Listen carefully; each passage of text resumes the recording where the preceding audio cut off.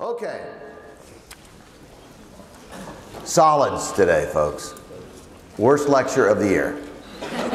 Except for Thursday, where it's more solids, okay? But to start with, because I'm here to inspire and enlighten, I'm going to tell you a story. So, in 2006, I used to teach Chem 1B in the spring. And if people take Chem 1B in the spring, it's either because they weren't qualified to take Chem 1B in the fall, or Chem 1A in the fall. They took Chem 1P. I'm not sure we even offer Chem 1P in the fall anymore, but or they failed Chem 1A in the fall and took Chem 1A in the winter and then took Chem 1B in the spring, or they passed Chem 1A in the fall, failed Chem 1B in the winter, and then retook Chem 1B in the spring. So in this class that was in this room, with every seat filled just like here, I had 326 students who had failed Chem 1B, Chem 1A, or had taken Chem 1P. So it wasn't a super strong class, all right? And in that class was a young man named Paul who came to me after the first midterm. So we got a 49, class average was a 61. This was out of 100 points. So this was probably a D. Okay, you're going, oh my gosh, a 61 was the average and he's saying that a 49 is a D. You got to understand, this was a class where more than half of the class had failed. Their seats, come on up here. Come on, everybody sit down. Come on, get comfortable. I'm telling a story. And it's going to be the best part of the lecture, so trust me. Last night, this is the truth, because I teach 4 days in a row. I got to one part in the lecture where I started to talk about solids, and I said, it's just going to get worse from here on. And a guy just got up and walked out. Got up and walked out. And I was, as he headed to the door, I was doing this. He couldn't see me because he's walking like this, but I'm doing this. And he got to the door and just kind of smiled and waved and took off. Anyway, I don't blame him. So Paul, once again, in a weak class, was a weak student. And I told the students, I said, listen, if you approach this class, if you failed Chem 1B last time, and you approach this class the same way you did last time, you're going to fail it again.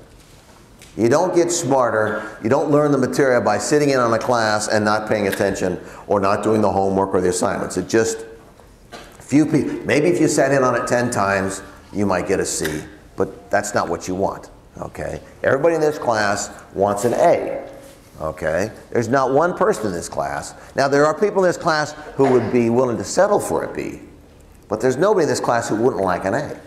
Okay, so after the first exam, and back in those days, folks, you could drop the class until the 6th week. So this was like in the 4th week or something. So in the 5th week, he comes to my office to talk, and the question is, okay, do I drop the class? Do I do it? But this young man had something in addition to being able to just drop the class. Because he was getting a D in the class, turns out he tells me that he's in the Army, okay, that he is in the reserve, and that he was thinking of just dropping out of school and going into the Army full-time or whatever. Now this is 2006, we were in Iraq, you know, and I closed the door to my office and I said, okay, we need to talk about this. And so I challenged him. I said, listen, you've been through boot camp, you've been through some things that these other students haven't. I said, you know, you're smart enough to do well in this class, you're just being lazy. I mean, I just told him the truth. Okay, and there are students in this room who are lazy, okay? Paul was lazy, and they showed it, okay? So I said, I don't want to have on my conscience you going to Iraq and getting blown up and then coming back and me feeling bad because, you know, I was a hard-ass teacher, you know? And so I said, look, I'm challenging you to do what I had to do at UCLA. Okay, where I started off like this, took me a whole 2 quarters to do it. I was challenging him to do it in 1. And so anyway, I told him how I did it. We sat, we talked, he came in, we met a lot. Look what he did on the second exam and on the final. Okay? So this was just not a terribly bright guy. Okay, what I mean by terribly bright is that you're all bright, but some of you are exceptionally bright. Most of us are just average bright. Okay? I'm an average bright guy. Okay? Which means I have an IQ of above 100. Okay? So this was Paul, and he got an A in the class. Unfortunately, his unit got called up. So this is Paul somewhere in Afghanistan the following year, 2006 or 7 actually. This is him with a little Afghani girl at the field hospital. So then he came back. Got admitted to pharmacy school in 2010. He studied hard. He came back a couple years, did his organic chemistry, did this, continued to meet with me. We talked. He studied hard. He got accepted to pharmacy school. He was his first year class president, had a 3.9, and unfortunately at the end of his first year, he got yanked out. So right now, I emailed Paul, or I Facebooked him, I'm not sure what I did, over the weekend. And he tells me he's in Kuwait. He is with the 349th Combat Support Hospital in the forward part, which is more the place where they bring in blown up people. They land, they get triaged, and then they get sent onto the hospital in the rear. And he is an E6. Staff Sergeant Chin is the non-commissioned officer in charge, which makes me very proud. This is him on the right, enjoying Kuwait. It's kind of sandy there. This is him second from this is him right here. I'm not sure why pharmacists need guns, but must be prescription drug problems or something. Okay, I thought I had one more of him doing something. I'm not sure what, but anyway, he'll be back, and we'll go back to pharmacy school. I don't know if once he's a pharmacist whether he will continue in the military as an officer or not, but anyway, he did it. You don't have to have been in the military to have done it. Okay, one more thing. This is another veteran. She happens to be a student here. She's in organic chemistry. Yani is an undergraduate in my research group. Okay, so she was in the Navy as a medic for 6 or 7 years. She's been active reserve for 3 years, so she still does her weekend stuff once a month at Pendleton. She just became an E5 over the weekend. She does undergraduate research. What I mean by that is she approached me through a veterans organization and asked if she could do research in my research group, and I said yes. So she actually comes to my group, does work, gets experience, and when she wants to go to dental school, once she applies to dental school, she will have a letter from somebody who actually can say something about her and her character. Okay. Some of you who've come to office hours, some of you who haven't, will get an A in the class, and in a couple years from now, you will come to me and you'll say, Professor Blake, I was in your Chem 1B class 2013. I'm applying to medical school, I'm applying to dental school, I'm applying to pharmacy school, I'm applying to graduate school, and I need 3 letters of recommendation. Everybody is going to need 3 letters. Any kind of school you go to after you're in your undergraduate, you require 3 letters. Okay. So I'm not encouraging you to get chummy with 3 professors, but what I'm saying is that all I will be able to write for a student who comes to my office hours, okay, so Nancy has come to every office hour since the first one, probably will be there today, okay. She might get an A in the class, I hope.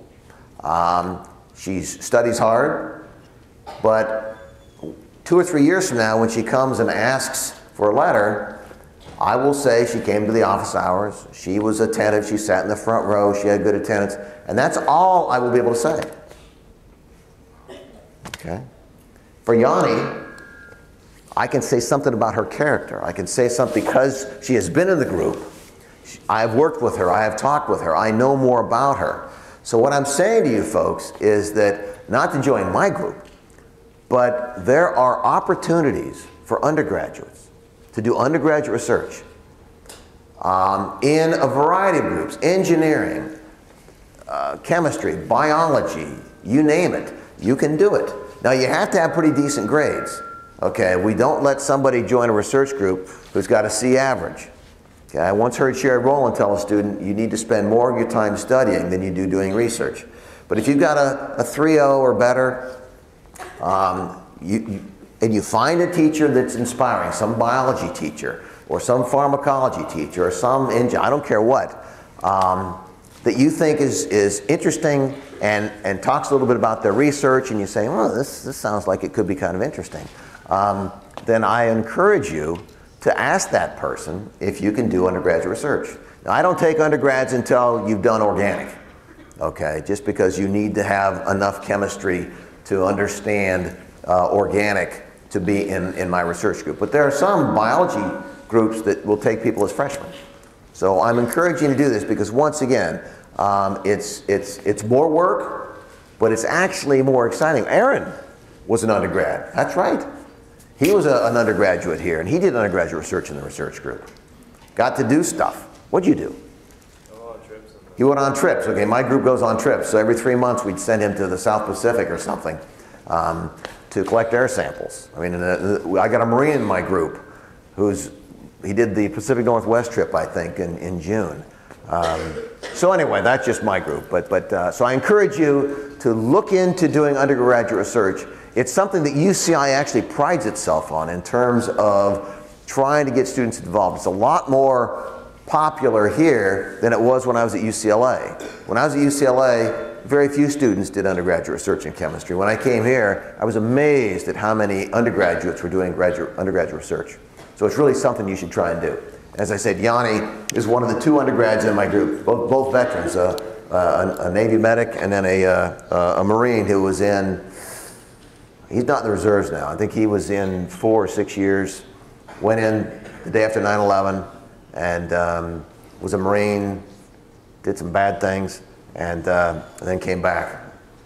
Okay. Any questions about undergraduate research? Any questions?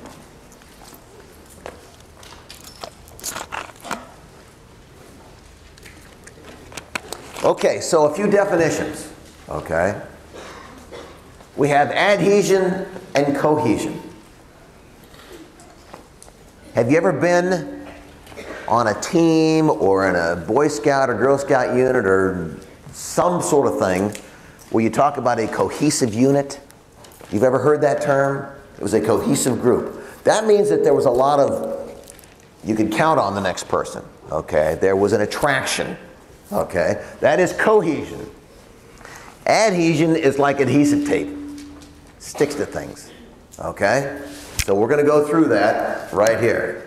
And also, you know that the notes they're posted, right? Okay. So you've got liquid-liquid forces, which is the attractive forces between liquid molecules. You've got liquid substrate, which is the attractive forces between the liquid and the substrate. That, folks, is like a true-false question on an exam, okay? You need to be, I don't want to teach toward the exams. I don't want you people to just say, well, do I need to know that for the exam? But you need to, it's always kind of nice if you go into an exam and there's a question that is exactly how you thought it was going to be asked, okay? So you need to learn the material, but you can also think about, you know, could he ask this? And if so, how could he ask it? So here's the difference. In this case,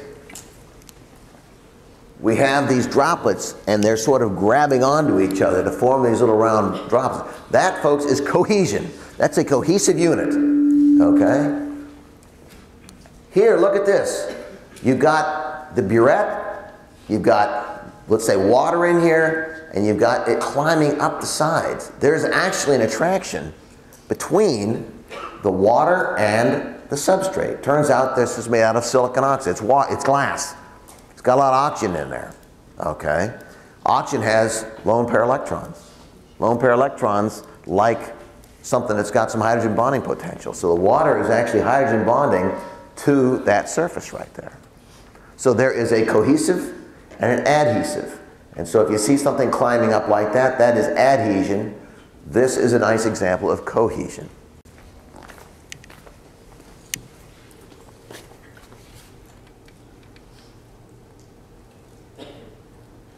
So you got that in your notes. Once again, if there's some adhesion, then the liquid substrate is bigger than the substrate, or the liquid, and therefore it climbs up.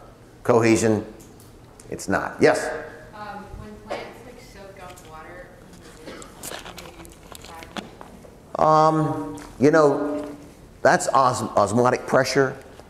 It's hydrogen bonding that makes the plants really big and tall, but that's a little bit different. That's sort of like you pour water into the dirt and it just sort of spreads out. I wouldn't say that it's a good question. Anybody want to answer that? What was the question? Question was that when you have roots, okay, I mean roots usually it's the osmotic pressure. We're going to actually do are we going to do osmotic pressure? I think we're going to do osmotic pressure sometime this quarter. Ask me then. Okay. I promise this won't be on the exam this time. Okay. That's a good question that I should actually know the answer for, but I don't. Okay. So we said this was adhesion right here. Okay. I don't know what this pink stuff is. Kool-Aid, something. And you can see that it creeps up like that. But look what happens with mercury. Mercury doesn't hydrogen bond. Okay? Mercury is just dispersion. It's just an atom of mercury with another atom of mercury, and there's just this attraction. Okay? This is just pure mercury. And look at it, it doesn't stick on this at all, and so it bubbles up, because almost like the water droplets did on the surface. Okay? There's no attraction at all to the glass wall for mercury. So, so it has this cone, or this spherical top, whereas this goes the other way. Okay? So this is a case where it's just liquid is stronger than liquid substrate. Here, liquid is not as strong as liquid substrate, and so it climbs up. So this is cohesion, and this is adhesion. This is just a nice little picture. I'm not sure how they made this, but some waxy plant that doesn't really have much stickiness to it, and so these drops of water form, and the force is always inward, and if you have something that's inward, it just makes a drop, a complete sphere. All right? That's just a nice picture of surface tension. Okay. Viscosity. So you're going to need to know, generally speaking, what is viscosity?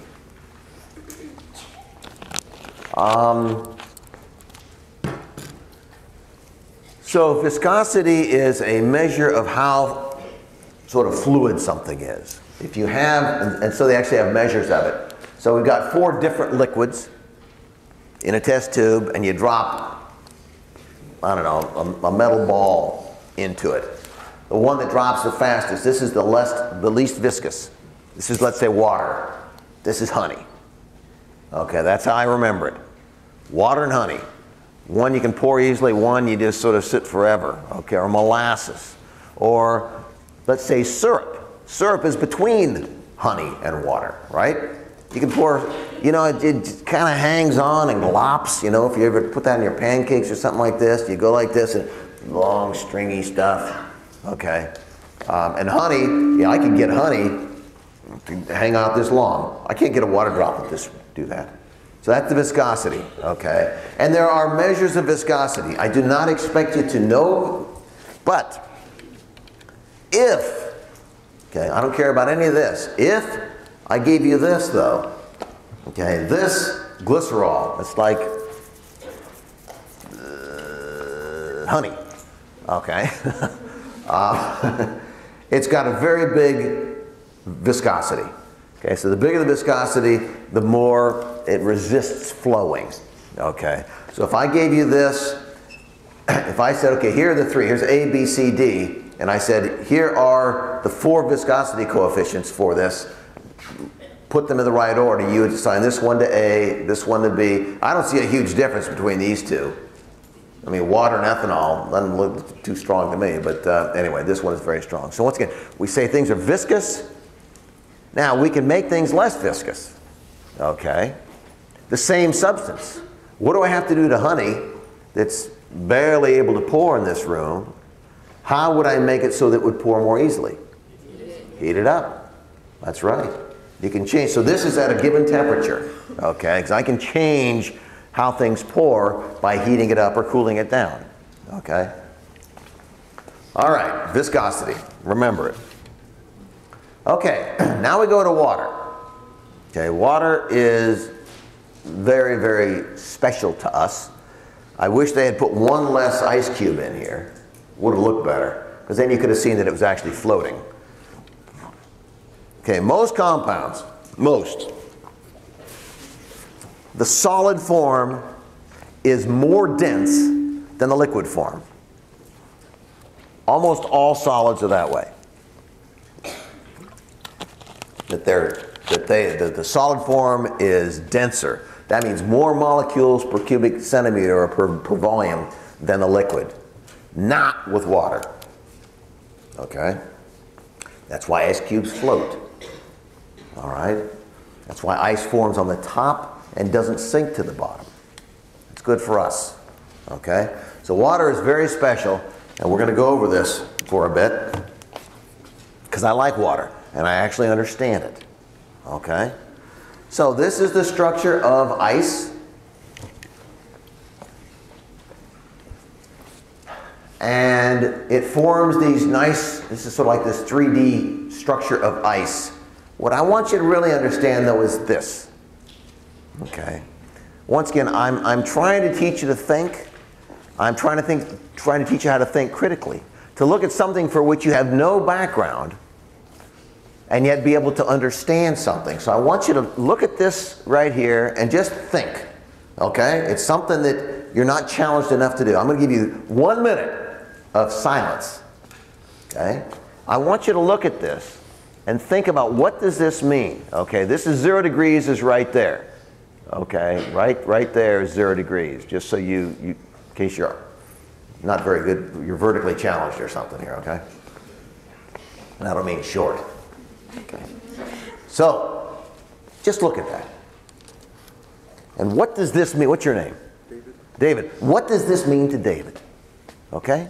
What does this mean to Brianna? Look at that curve right there. Go. 1 minute.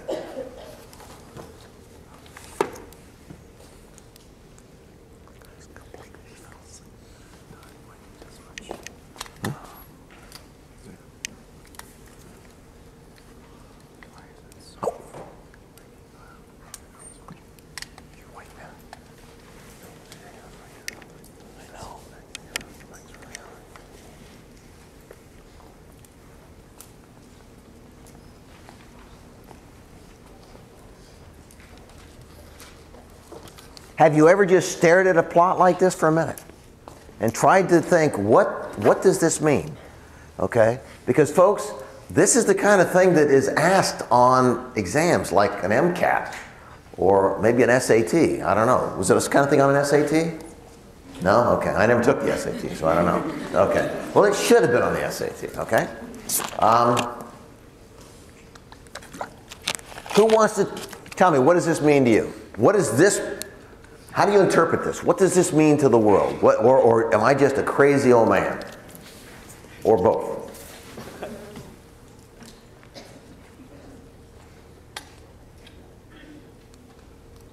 Okay, you ask a lot of questions. How about you? Really loud. As temperature increases, the density is decreasing. So as the temperature increases, going this direction, the density decreases. But only from a certain point. Only from 4 degrees. 4 degrees, folks, is that point right there. Okay, it's not shown very well, but 4 degrees is where the density of water is at its absolute most. What does that mean? What does that mean, folks? If I've got a bottle, this is 500 cc's right here. Okay? If I have an absolute set volume, this thing can kind of wiggle a bit. Let's say it was made out of steel. I had a steel container. All right? Exactly. I had this problem last night. Exactly 500 cc's. Okay? At what temperature do I need this container to be and the water I pour into it to get the absolute most molecules in that container? 4 degrees.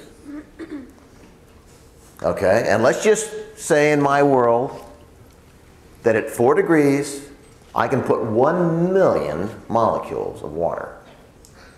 1 million.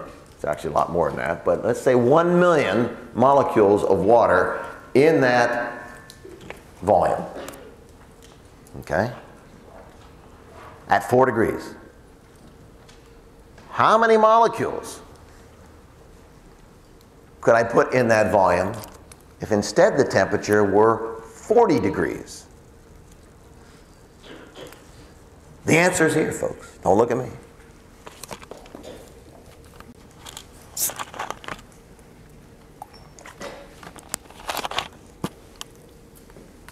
"40 degrees. Maybe right there. How many molecules?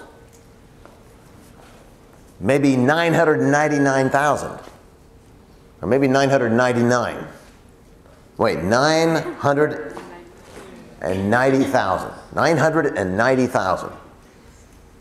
You know where I'm going on this. Okay? Less.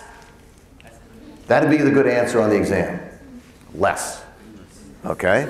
Unless I've got a number. Okay? Now, if I ask you to calculate it, if you just say less, you're probably not going to get all the points. Okay? The point is that at 40 degrees, the density is about 0.9. That means I can put in 1% less molecules in that half a liter. Okay? What if I have it at 70 degrees? Even less. Good answer. Okay? 97.5% of the molecules that were in there will fit.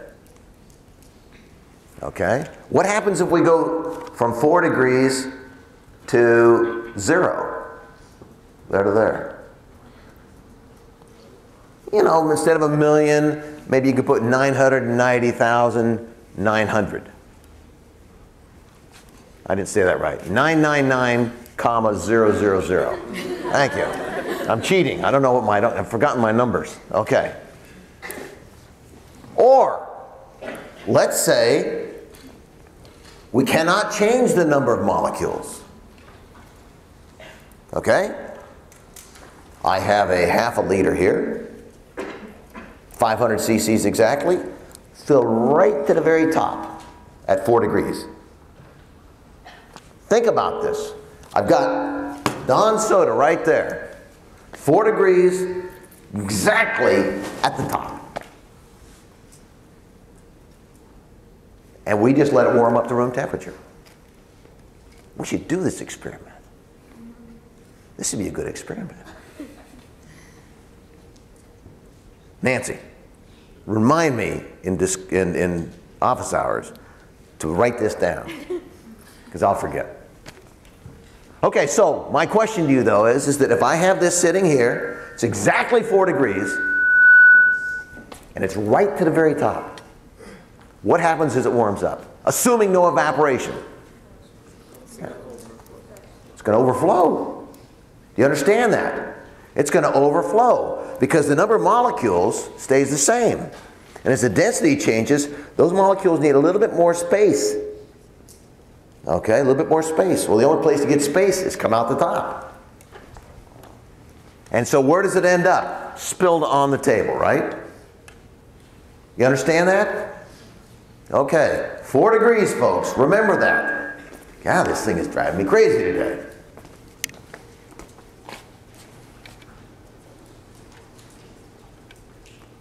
Now, look at this for 1 minute.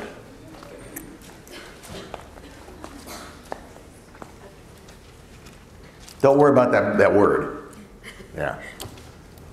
This is a word you will never hear again from my lips. In fact, I don't even know how to say it.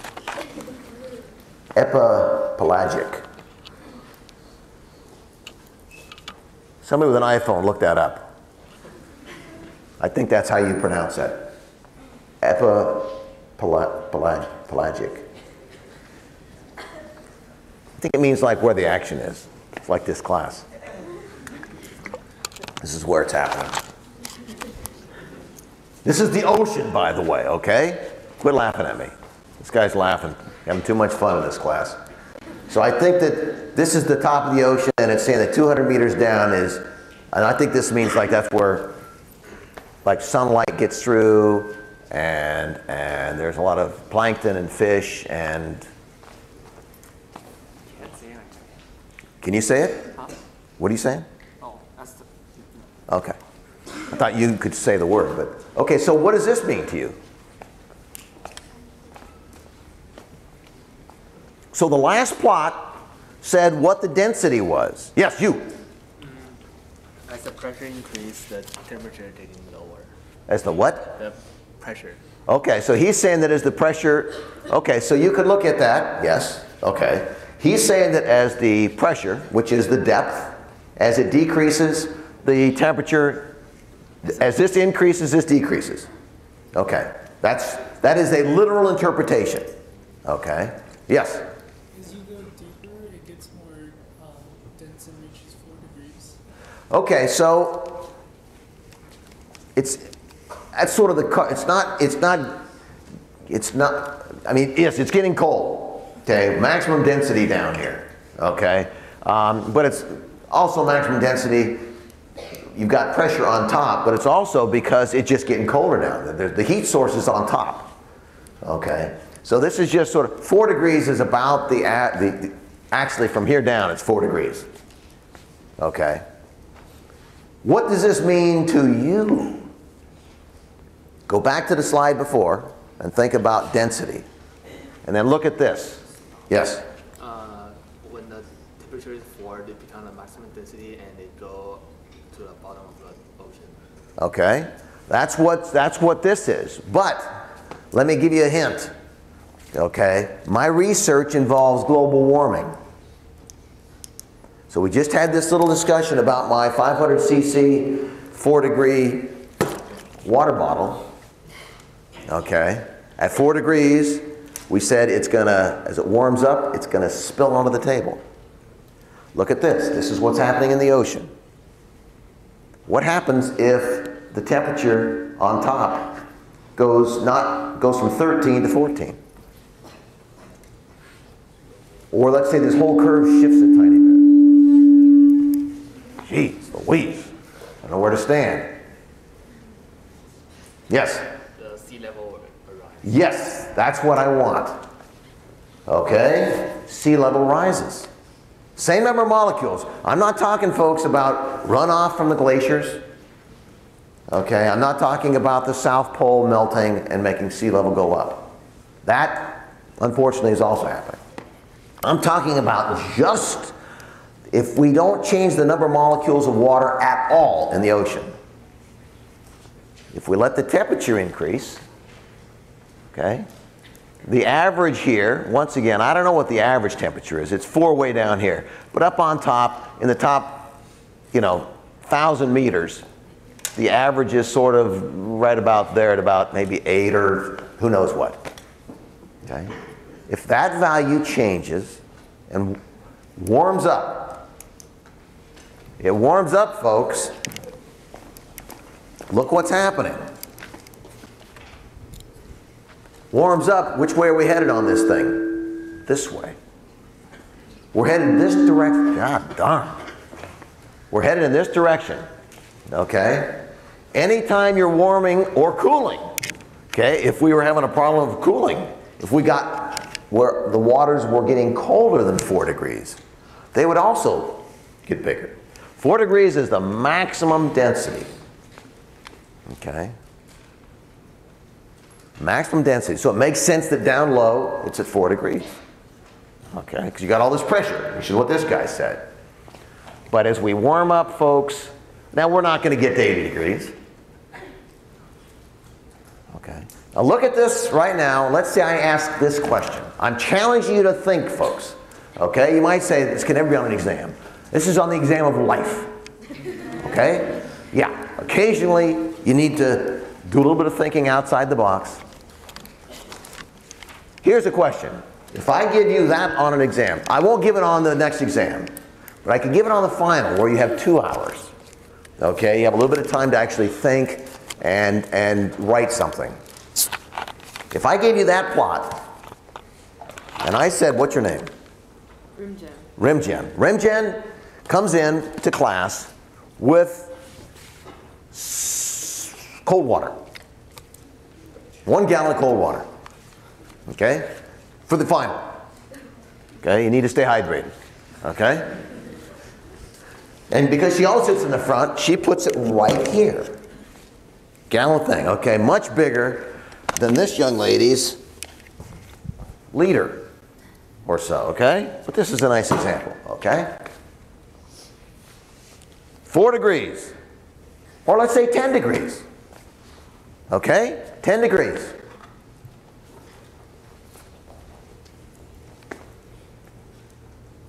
Not 10 degrees. Coffee. So I need something warm.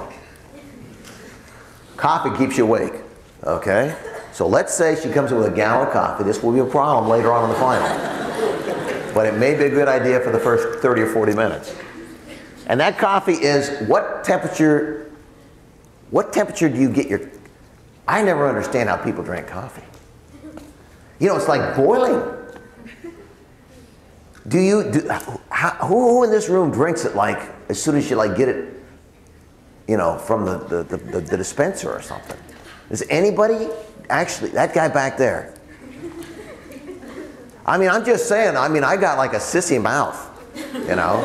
I can't drink anything. If it's like more than about 104 degrees, I can't drink it. It has to be not lukewarm. I mean, I like it to be warm coffee, but I've seen people just, yeah. So let's say that person, that guy back there who raised his hand, brings in the coffee. Okay, 50 degrees Celsius is warm. It's like 130 degrees, I think. It's warm. Too hot for me to drink. Okay, but let's say it's at 50. Okay, what is the density of the water in that coffee at 50 degrees, folks? You lady right there. Okay, what do you think? 50 degrees, what is the density? It's between that 0.98 to 0.99. I'd say up, like maybe 0.985. Okay? Now, same lady. What is the density of an ice cube at 10 below? Right? More than that. So what happens? What happens, folks?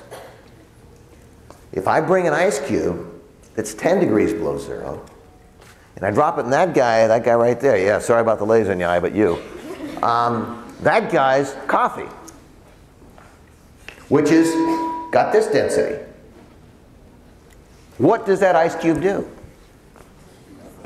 Melts, smart ass. That's not the right, okay. That's what happens. Okay, that would be an acceptable answer on the exam, but I would probably say something like, what happens like instantly? It drops. It sinks to the bottom. Because the density of that ice cube is greater than the density of the liquid it's in. Okay, do you understand that? Okay, so you're probably saying, why is he teaching us this? Okay, I just want you to learn to think. I want you to learn to analyze things and be able to, because I can make ice cubes sink. Just put it in something warmer water. Okay, yes, and it will melt, and it'll melt pretty quickly, but we would see it just go right to the bottom of the thing. Is that cool? Yes? Can you repeat what you said? Could I repeat what I just said? I've been yapping for about 15 minutes now, so how much of that do you want? Far where it drops to the bottom? Okay, so the density of the ice cube at this temperature is about 0.995. You understand that? That means that you can put 99.5% of all the molecules that the maximum amount that would go in water, which is at 4 degrees, that's the density of this. So this dense is a little bit less dense. That ice cube would float in water that's 4 degrees. Okay, now what I don't know, what I don't know is, what if we went to minus 30 or 40? Okay, I don't really know whether this tanks goes like, I don't know. You can look it up, okay? But let's say most people don't have ice cubes that are colder than 20 degrees below zero. Probably true. And so we're looking at something right here. And so this piece of ice is going to float in anything that is between, of course this is zero right there. I'm not sure where zero is. Maybe zero is right there. But it's going to float in anything that is from here to there. This is liquid. Liquid from here to here, okay? Liquid starts right there at zero. So this thing is going to float in anything that is above this on the curve. But if you come over to here, the temperature, the density of the water is less than the density of the ice cube. Okay, so the number of molecules per cubic centimeter for this is 0.995. And over here, it's about 0.995. So right there, it's going to just, wherever you put it in the water, it's going to sit. It'll melt, but it'll just sit. Wherever you put it, when it's same exact density, it just sits like no gravity. Okay? As it warms up, if the water that you put it in warms up and the density decreases, then that floating piece of ice, the density of it is greater. Density greater means it sinks. So that's what I'm saying is that right here you have a density that's pretty high, but it's, I mean, it's lower than it would be at the 4 degrees. But anywhere over here, from here down, it would actually sink in that. So that's a kind of a question where, you know, it's a challenge. Do you understand that? Did that make any sense, what I just said? Any other questions? You sure? Okay.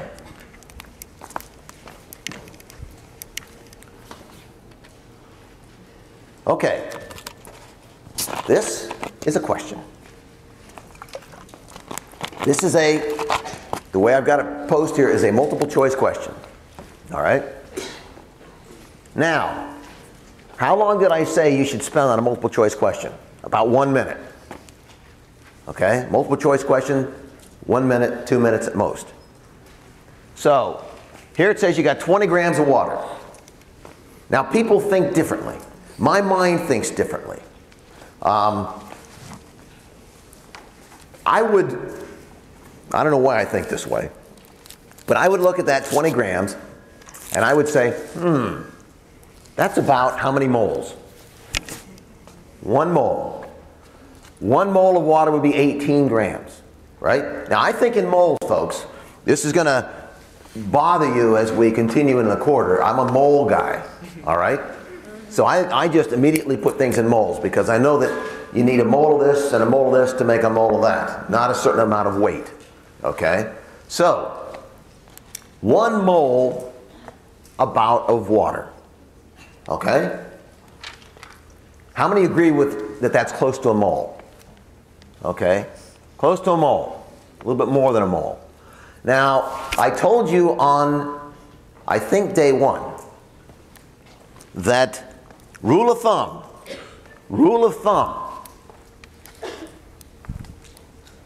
What is the volume difference between a liquid and a gas? 1,000. Thank you. How many remember me saying that? That it's about 1,000. Okay? It could be 1,500. It could be 500. But it's about 1,000. So if you were given 25 grams, and I've already gone over the fact that the density of water is 1, so that 20 grams is really 20 cc's. Okay? 20 cc's. All right? Multiply that by 1,000. Okay? How many liters would that give you? You have 0.02 liters, and you multiply by 1,000. 20 liters. Do you understand that? 20 liters. Okay? How much volume do they actually give you? 1. It's a closed thing. Okay? It's a closed volume. You got 1 liter. Is that enough to have all the water molecules be in a liquid? No, you need 20 liters. Okay? Or more to be able to have all the water molecules be in the gas phase. So what happens to the water molecules that are not in the gas phase? What phase are they in? The liquid phase. So you look at this, you should be able to, in 20 seconds, answer this question. Okay? You look at it, you say, okay, I got a mole. A mole of a gas is how much volume? 22.4 liters? Or 20 liters? Okay, it's rough. 20 liters. And they only give me 1. So only a small amount of the actual liquid that started gets to vaporize. Okay, we understand that? How many of you don't have a clue what I'm talking about? It's okay because my mind doesn't think. Okay, so there's at least one person who's honest. How about it? Raise your hand if you can do this problem the way I just said it. Don't raise your hand. Raise your hand if you can't. What did I just say? I'm not sure what I just said. But somebody raised their hand. Okay? And what they said was, I'm not quite sure. So what I'm saying is there's all roads lead to Rome.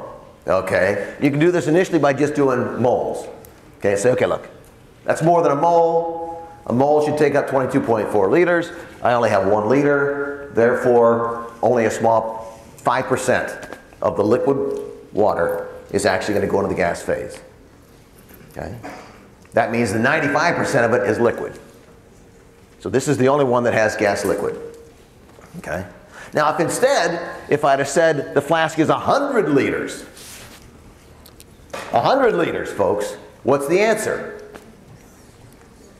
Right?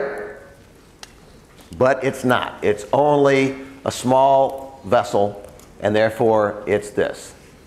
Now, that is a 2 or 3 point multiple choice question. It could also be a 10-point free response question. Okay? I would then have to give you the temperature and all, but I would then say, okay, what is the volume of liquid right there after this happens? Then you'd have to do a lot more. You'd have to actually figure out the number of moles, know the temperature, and figure out, you say, geez, only, if I started with 20 grams, only 19.11 grams of water are here. The other 0.89 grams is in the gas phase. That's a lot tougher. That's worth 10 points. That's worth spending, 5 or 10 minutes on, maybe not 10. But you should be able to look at a question, a multiple choice, and say, okay, it's got to be honest. The problem is that this is always a kicker. I always hated these. Can't tell. So this is a closed vessel, once again. Next question. Okay, no, I don't like the way they answer it. I don't like the way they do it. So now if you were to take this to Aspen, Colorado. Now right off, folks, you know that this is a bogus question. Okay? So how many of you know where Aspen is? Some of you don't even know where Aspen, Colorado is. How can they ask a chemistry question about geography? What they're trying to say is that if you know that Aspen is close to Detroit, I mean that close to Denver, starts with a D. Ah, darn. There might be an Aspen in Michigan, I don't know. But it's not the one they were thinking about, since this is Aspen, Colorado. It's a mile-high stadium. Mile-high stadium. So they're saying that the pressure is less. They don't know where we filled this. What if we filled it in Mexico City, which is at 10,000 feet? So you already know it's a bogus answer. Bogus question. What happens to the pressure in the flask? Nothing.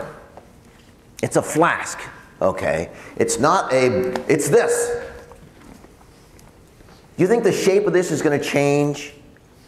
Okay, I guarantee you, you take this on an airplane, this isn't going to change. Okay, when this young lady goes up and it's half full, it's not going to do this, which is what happens, you know, when you go up high and then you take a drink and then you land and it looks like this. That's because this is flimsy. This is hard. You're not going to change the volume of this. You'd have to run a truck over this thing. Okay? So that's what we're talking about here. So that volume just, you move it around and nothing changes. Okay? So it's a stupid question, but it's an easy answer. Okay? It does not change. It's the same, yes. Okay, okay. Now, here's a little something about the atmosphere. Okay, this is all water stuff. Okay? Some of you know this. Some of you are going to go, oh my gosh, this guy is killing me today. But how many of you have ever been to an extremely, brutally hot and humid place? Okay. You. Where? Vegas. Okay. It's brutally hot. It's not as humid as I was hoping for, but okay. Who wants to top Vegas? You. New York. Okay. Thailand. Yeah. Vietnam, Thailand. Been there, done that. Okay. In the military, we used to have a term for how hot it was, but I can't say that. In the 60s, I could. I can't now. Anyway, yes, hot and humid, Florida. Okay, the East Coast. I mean, all over the world, there are some places in the tropics that are just killer hot, and I was in a place called Biak. It's right at the equator. I mean, like within 10 miles of the equator, at noontime, the sun was exactly above me. Oh my God, there's water everywhere. It was miserable, okay? Hotter than 32. But what makes things really bad for a person like me who sweats a lot, okay? I'm not too bad if I am in Palm Springs, okay? Or a place that doesn't have any water nearby. 100 degrees, I sweat a lot. Turns out that the water molecules from my sweat jump off my body, but it's true, they jump off. But I have to give them the energy to jump. It's called heat of vaporization. Got to come from somewhere. Comes from dawn. So I cool down. That's why I sweat. Okay? Guess the bad news when dawn's in Thailand is that those molecules can't jump because the water is full of, or the air is full of water. Okay? It's like 95% relative humidity. It's 100 degrees and it's raining. You laugh, Jessica, you laugh. Who's ever been in something that's about 100 degrees and it's raining? Yeah, see? So if you have sweat, guess what it does? It accumulates on you. And if you can't have the molecules jump off and take the energy with them, then guess what? It stays with you. So Don walks around Thailand or Vietnam sweating and uncomfortable because the sweat is doing me absolutely no good. Okay? So at hotter temperatures, the air can hold more water. Okay? When I'm at the South Pole, folks, Okay, and at the South Pole, it has not been warmer than minus 23 in something like 4 million years. You have to take my word. And yet, you know what the relative humidity at the South Pole, 23 below, when I was there at 60 below, okay? Anybody want to guess what the relative humidity at the South Pole was when Don was there when it was 60 below? 100%. 100% relative humidity. Sounds bad, but it wasn't bad. It was cold, horrible. The point is that the temperature of the air determines how much water it can hold. So at minus 60, the amount of water that you could actually have in air before it turns into a cloud is like tiny, tiny, tiny. Okay? Less than 1,000th of an atmosphere of water. If instead you go to a place like Jeddah in Saudi Arabia, where I've been, in the summertime, you got the Red Sea right there, almost boiling it seems like, and it's just hotter than the son of a gun. The air temperature might be 50 degrees, maybe not quite that hot, but close to 50. At 50 degrees, the air can hold a whole bunch of water. This guy's looking like, explain that, Professor Blake, and I'm going to right now. So, at the surface, you got an air parcel. I don't care if this room were 32 degrees. It's not, but let's say that there certainly are times when Southern California can be that warm. You have this volume that moves up. This volume gets bigger as it moves up because gas expands as you go up. Okay? So at 32 degrees, it's this big. At 22, it's this big. It just keeps getting bigger, bigger, bigger. But with the amount of water that was in this air at 2 degrees C, it can't hold the water anymore. Because the vapor pressure of water at 2 degrees is a couple torr. Okay? A couple millimeters of mercury, maybe like 6. Okay? So what this is saying, at 6 millimeters of mercury of water in the air mass, now you can't hold it in the air. If you can't hold it in the air, what's the next phase it goes to? It goes to the liquid phase. That's how clouds are formed. You bring the warm air that has water in it up, and at some temperature, it's not necessarily 2 degrees. Sometimes it's 10 degrees. Okay, if there's a lot of water, it can be, 12 degrees. Goes up, and at some point, it forms clouds. Okay? That's how life works. Now, in terms of... So at 25 degrees, you can have this much of an atmosphere. That's 31 millibars, okay? So it's a tiny bit. It's about 1/30th of atmospheric pressure that you can have as water in the gas. 20 grams per 1 kilogram, okay?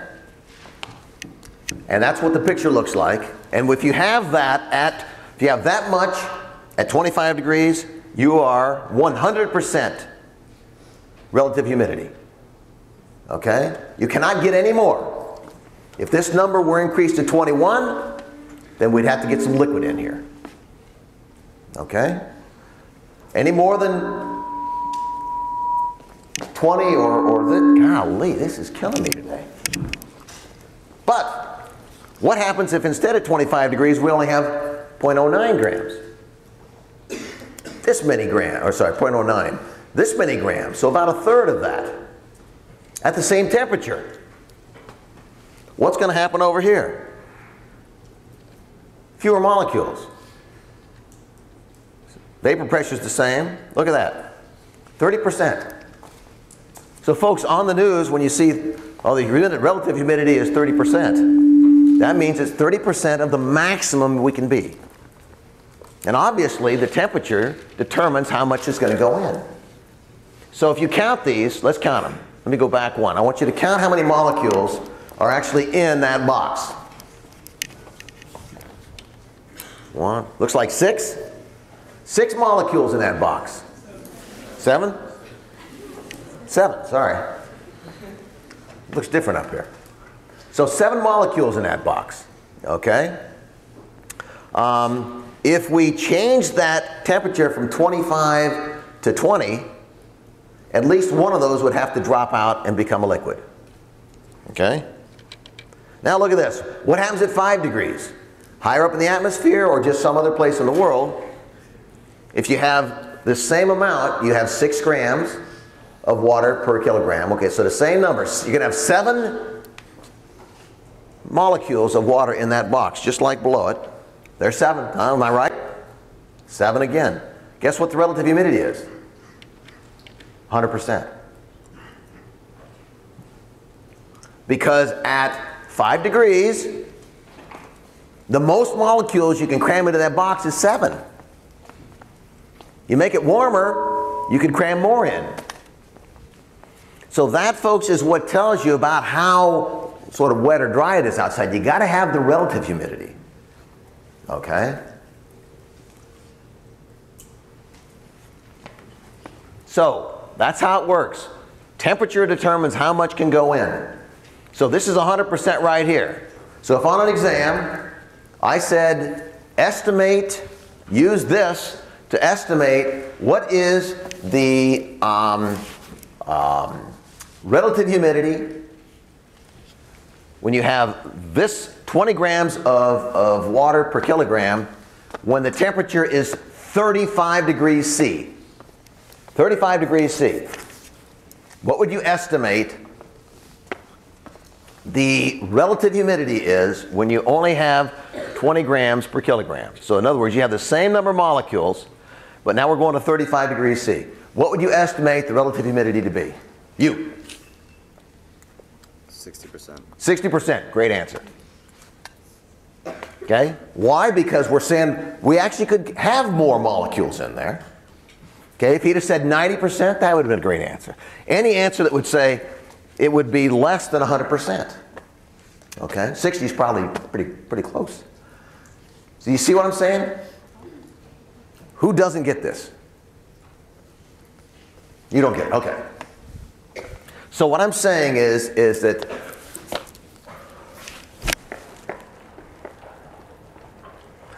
let's use this room as an example. Okay? I'm not sure I'm not feeling very smart today. So I'm not sure this is going to even make any sense, but go with me. So we have one room that holds 473 people. Okay? Well, I'm not feeling very smart. Who wants to come up with an analogy for me? Yes, it's not so easy. Okay, well, I was trying to come up with something where it was like, you got limited size here, but, okay, this isn't bad. Nope, never mind, it's a bad one. Went the opposite way. Okay, well, you're just going to have to learn this on your own, I guess, because I've tried. Okay, the point is that it's relative, okay? It's relative to the maximum, okay? And if I were to give you something like this, and this says right here, at 25 degrees, you can have 20 grams of water per kilogram, and that gives you 100% relative humidity. If I gave you 30 grams, okay, here's the question. 30 grams in this closed container. This is 1 kilogram of air, okay? If 20 kilograms is 100%, what if I gave you 30 grams, 30 grams of water? How many grams of water would be sitting on the bottom? 10. You're right. This is as much water as you can get in it. You can't get any more. It rains. It actually rains or makes fog. Okay? I don't know. I think I'm losing you.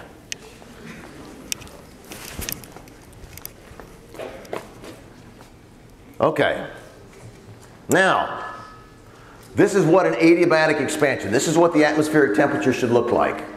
Okay? Temperature getting bigger this way, altitude here. This is what the temperature of the atmosphere would in theory be.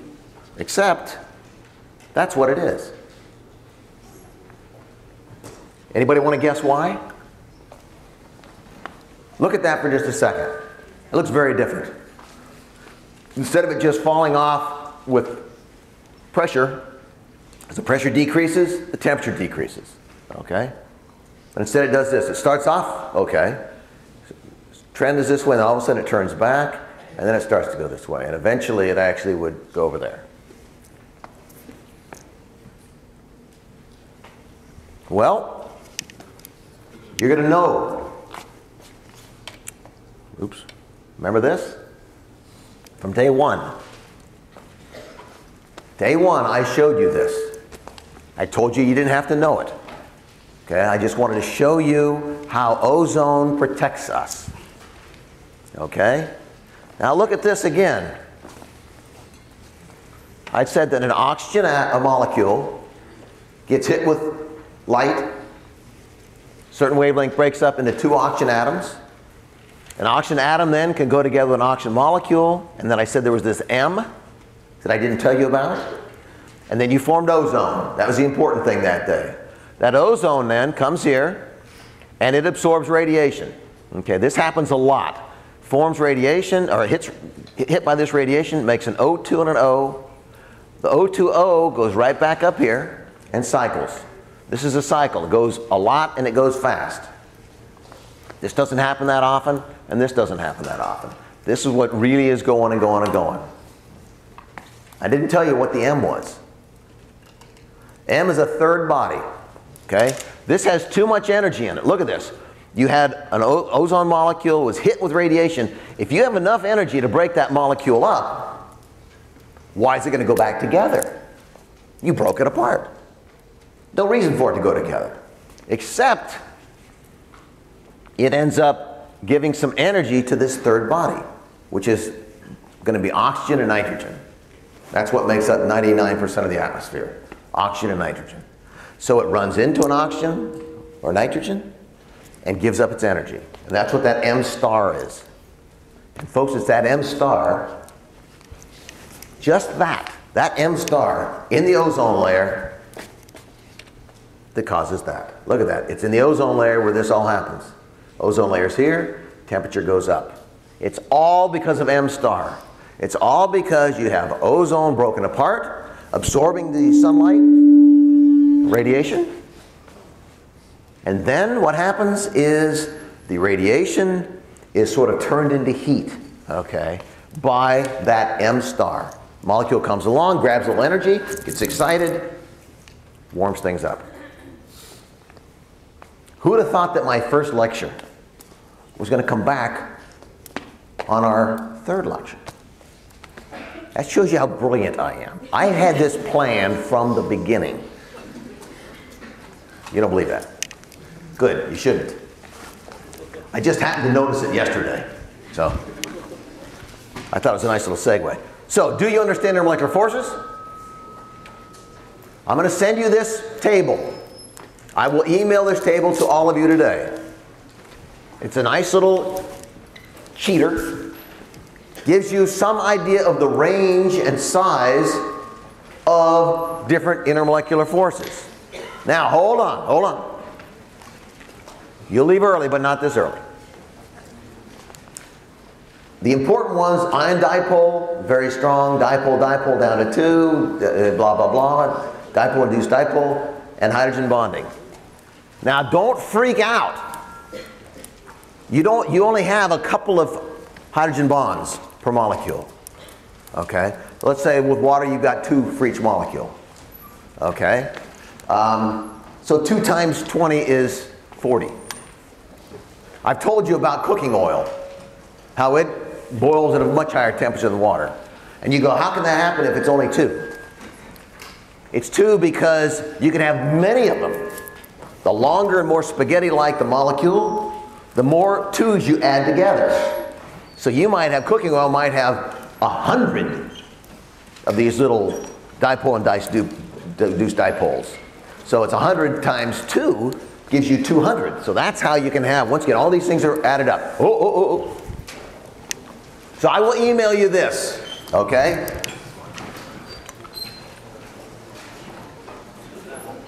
You get this? See, you wouldn't have gotten this on the first day of class. This is a polar bear in case you couldn't figure out, and this is a brown bear. Okay, let's stop here.